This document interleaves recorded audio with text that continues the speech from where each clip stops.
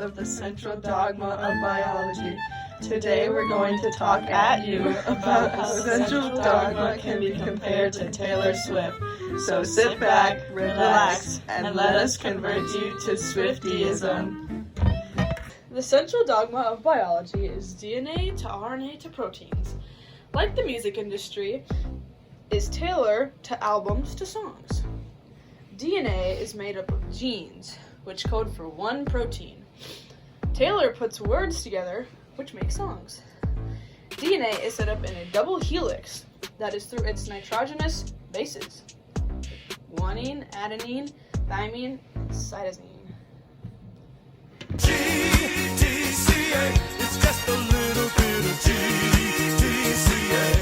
Chargaff's rule says that adenine pairs with thymine and guanine with cytosine. These bases are the code of life. The code of the chromosomes is a specific order that the bases occur.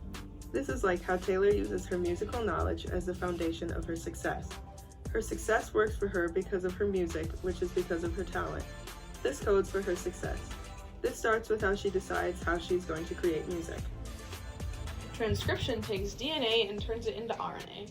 In eukaryotes, this occurs in the nucleus and the cytoplasm in prokaryotes. Transcription is like the process of making an album, and since Taylor is probably a human, it would happen in the nucleus, or her brain. There are 3 types of RNA. mRNA takes the messages to the ribosomes, tRNA brings amino acids to the ribosomes, and rRNA makes up the ribosomes.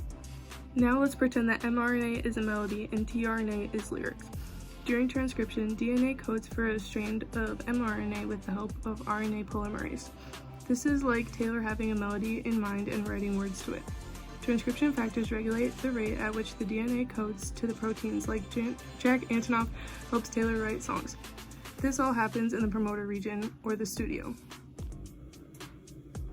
The mRNA strand is made up of codons, anticodons, exons, and introns, just like the melody is made up of drums, piano, vocals, and guitar. When the mRNA starts to message, it keeps the exons with it as it goes out of the nuclear pores and leaves the introns in the nucleus. Similar to how the melody connects with the guitar, and when she opens her mouth, her voice goes with her while the guitar stays in her brain. When mRNA starts to leave the nucleus, a methyl cap is added to the end, going out of the nucleus, and a poly-A tail is added to the other end, and the mRNA goes into the cytoplasm. Kind of like when Melody starts to leave her brain, it is added to the microphone because it's coming from her brain/mouth, and the recording is added onto the computer. The exonucleases break down the mRNA one nucleotide at a time. The gene has now been transcribed and is ready for translation.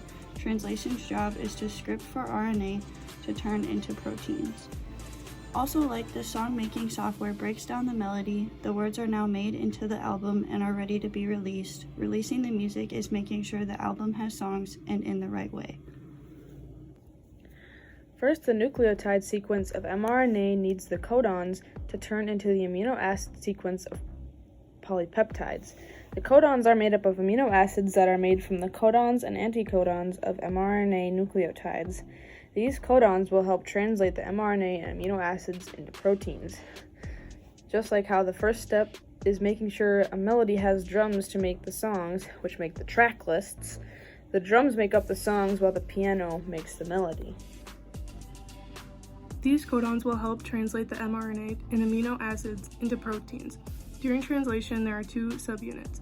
The smaller one binds to the mRNA strand, and the larger subunit holds the tRNA molecules in place so the polypeptide bond can form between the amino acids. This can happen with other ribosomes simultaneously, so this allows for polypeptide chains to be synthesized at once. This then makes the protein. Just like for Taylor, there are 2 units to release an album. The smaller one is mastering the melodies, and the bigger one is letting labels know the lyrics so that the track lists can come from songs. This can happen all at once so the big music apps can let it out, like Apple Music and Spotify.